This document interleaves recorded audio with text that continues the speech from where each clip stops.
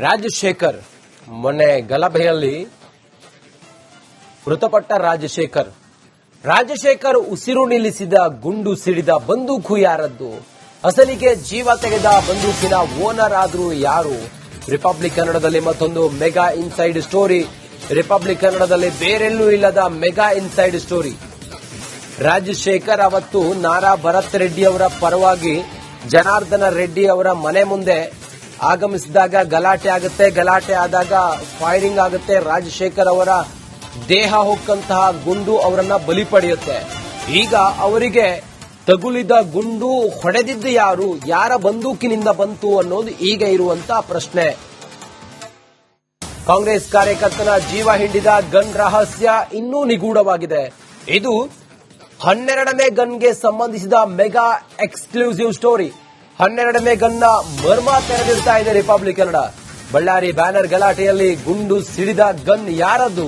ಪೊಲೀಸರಿಂದ ಬರೋಬ್ಬರಿ 11 ಬಂದೂಕು ಸೀಸ್ ಆಗಿದೆ. ಆದರೆ ಈ ಬಂದೂಕಿನಿಂದ ಫೈರ್ ಆಗಿಲ್ವಾ ಗುಂಡು? 11 ಬಂದೂಕು ಈಗ ಸೀಸ್ ಆಗಿದೆ. ಈ 11 ಬಂದೂಕಿನಿಂದ ಸಿಡಿದ ಗುಂಡು ಅದಲ್ಲ ಅನ್ನೋದೀಗ ಮಾಹಿತಿ ಸಿಗ್ತಾ ಇದೆ. ಹಾಗಿದ್ರೆ ಸ್ಥಳದಲ್ಲಿ 11 ಅಲ್ಲ 12 ಬಂದೂಕು ಇದ್ವಾ?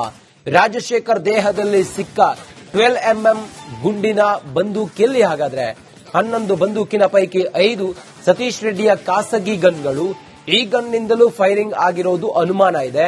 12ನೇ ಬಂದೂಕಿನ ಬೆನ್ನು ಬಿದ್ದು ಈಗ ಸತ್ಯ ಶೋಧಿಸ್ತಾ ಇರುವ ಪೊಲೀಸರು ಈಗ ಪರಿಶೀಲನೆಯನ್ನ ಮಾಡ್ತಾ ಇದ್ದಾರೆ. ಹಾಗಾದ್ರೆ ರಾಜಶೇಖರ್ ಎದೆ ಸೀಳಿದ ಆ ಗುಂಡು ಯಾರ ಬಂದೂಕ್ನಿಂದ ಹೋಗ್ತಿದ್ದು? ಹೆಚ್ಚಿನ ಮಾಹಿತಿಯೊಂದಿಗೆ ನಮ್ಮ ಪ್ರತಿನಿಧಿ ಸುರೇಶ್ ಚೌಹಾಣ್ ನೇರ ಸಂಪರ್ಕದಲ್ಲಿದ್ದಾರೆ. ಸುರೇಶ್, ಇದೊಂದು ಅನುಮಾನ ಈಗ ಎಲ್ಲರನ್ನು ಕಾಡ್ತಾ ಇದೆ. 11 ಬಂದೂಕನ್ನ ಸೀಸ್ ಮಾಡಿದ್ದಾರೆ. ಆದ್ರೆ ಇನ್ನೊಂದಿತ್ತು 12ನೇ ಬಂದೂಕು ಅನ್ನೋದು. ಸದ್ಯ ಆ ಫುಟೇಜ್ ಆಧಾರದ ಮೇಲೆ, ಕೆಲವು ಸಿಸಿಟಿವಿ ದೃಶ್ಯಗಳ ಆಧಾರದ ಮೇಲೆ ಏನಾದ್ರೂ ಮಾಹಿತಿ ಕಲೆ ಹಾಕಿದ್ದಾರಾ ಪೊಲೀಸರು? ಸುರೇಶ್,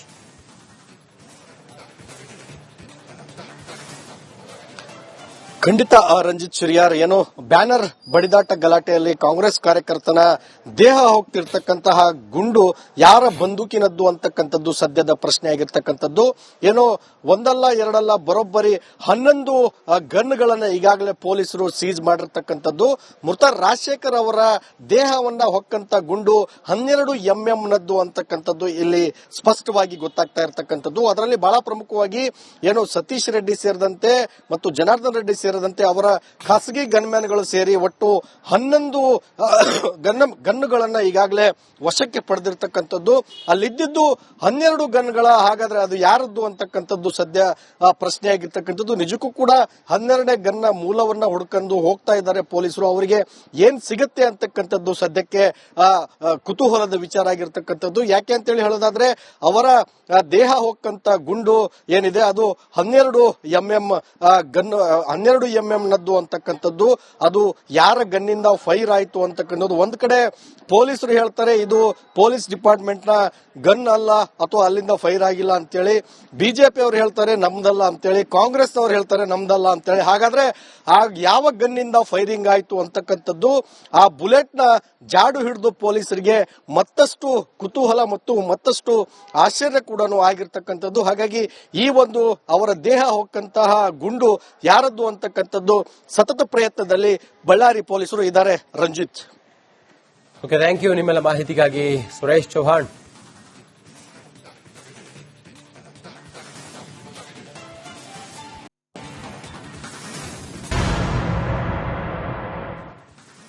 ರಾಜಶೇಖರ್ ಮೊನ್ನೆ ಗಲಭೆಯಲ್ಲಿ ಮೃತಪಟ್ಟ ರಾಜಶೇಖರ್ ಉಸಿರು ನಿಲ್ಲಿಸಿದ ಗುಂಡು ಸಿಡಿದ ಬಂದೂಕು ಯಾರದ್ದು? ಅಸಲಿಗೆ ಜೀವ ತೆಗೆದ ಬಂದೂಕಿನ ಓನರ್ ಆದ್ರೂ ಯಾರು? ರಿಪಬ್ಲಿಕ್ ಕನ್ನಡದಲ್ಲಿ ಮತ್ತೊಂದು ಮೆಗಾ ಇನ್ಸೈಡ್ ಸ್ಟೋರಿ. ರಿಪಬ್ಲಿಕ್ ಕನ್ನಡದಲ್ಲಿ ಬೇರೆಲ್ಲೂ ಇಲ್ಲದ ಮೆಗಾ ಇನ್ಸೈಡ್ ಸ್ಟೋರಿ. ರಾಜಶೇಖರ್ ಅವತ್ತು ನಾರಾ ಭರತ್ ರೆಡ್ಡಿ ಅವರ ಪರವಾಗಿ ಜನಾರ್ದನ ರೆಡ್ಡಿ ಅವರ ಮನೆ ಮುಂದೆ ಆಗಮಿಸಿದಾಗ ಗಲಾಟೆ ಆಗುತ್ತೆ. ಗಲಾಟೆ ಆದಾಗ ಫೈರಿಂಗ್ ಆಗುತ್ತೆ. ರಾಜಶೇಖರ್ ಅವರ ದೇಹ ಹೊಕ್ಕಂತಹ ಗುಂಡು ಅವರನ್ನ ಬಲಿ ಪಡೆಯುತ್ತೆ. ಈಗ ಅವರಿಗೆ ತಗುಲಿದ ಗುಂಡು ಹೊಡೆದಿದ್ದು ಯಾರು? ಯಾರ ಬಂದೂಕಿನಿಂದ ಬಂತು ಅನ್ನೋದು ಈಗ ಇರುವಂತಹ ಪ್ರಶ್ನೆ. ಕಾಂಗ್ರೆಸ್ ಕಾರ್ಯಕರ್ತನ ಜೀವ ಹಿಂಡಿದ ಗನ್ ರಹಸ್ಯ ಇನ್ನೂ ನಿಗೂಢವಾಗಿದೆ. ಇದು 12ನೇ ಗನ್ಗೆ ಸಂಬಂಧಿಸಿದ ಮೆಗಾ ಎಕ್ಸ್ಕ್ಲೂಸಿವ್ ಸ್ಟೋರಿ. 12ನೇ ಗನ್ನ ಮರ್ಮ ತೆರೆದಿಡ್ತಾ ಇದೆ ರಿಪಬ್ಲಿಕ್ ಕನ್ನಡ. ಬಳ್ಳಾರಿ ಬ್ಯಾನರ್ ಗಲಾಟೆಯಲ್ಲಿ ಗುಂಡು ಸಿಡಿದ ಗನ್ ಯಾರದ್ದು? ಪೊಲೀಸರಿಂದ ಬರೋಬ್ಬರಿ 11 ಬಂದೂಕು ಸೀಸ್ ಆಗಿದೆ. ಆದರೆ ಈ ಬಂದೂಕಿನಿಂದ ಫೈರ್ ಆಗಿಲ್ವಾ ಗುಂಡು?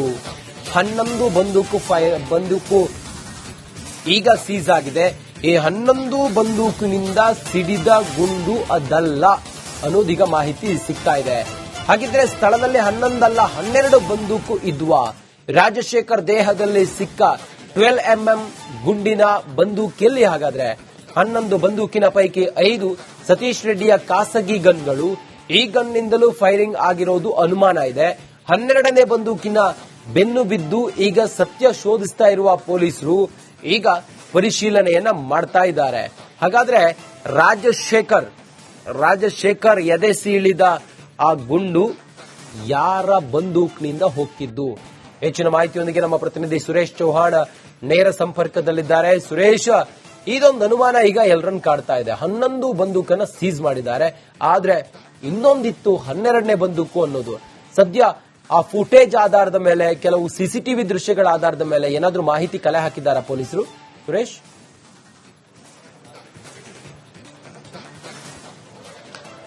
ಖಂಡಿತ ರಂಜಿತ್ ಶಿರಿಯಾರ್, ಏನು ಬ್ಯಾನರ್ ಬಡಿದಾಟ ಗಲಾಟೆಯಲ್ಲಿ ಕಾಂಗ್ರೆಸ್ ಕಾರ್ಯಕರ್ತನ ದೇಹ ಹೋಗ್ತಿರ್ತಕ್ಕಂತಹ ಗುಂಡು ಯಾರ ಬಂದೂಕಿನದ್ದು ಅಂತಕ್ಕಂಥದ್ದು ಸದ್ಯದ ಪ್ರಶ್ನೆ ಆಗಿರ್ತಕ್ಕಂಥದ್ದು. ಏನೋ ಒಂದಲ್ಲ ಎರಡಲ್ಲ ಬರೋಬ್ಬರಿ 11 ಗನ್ಗಳನ್ನ ಈಗಾಗಲೇ ಪೊಲೀಸರು ಸೀಸ್ ಮಾಡಿರ್ತಕ್ಕಂಥದ್ದು.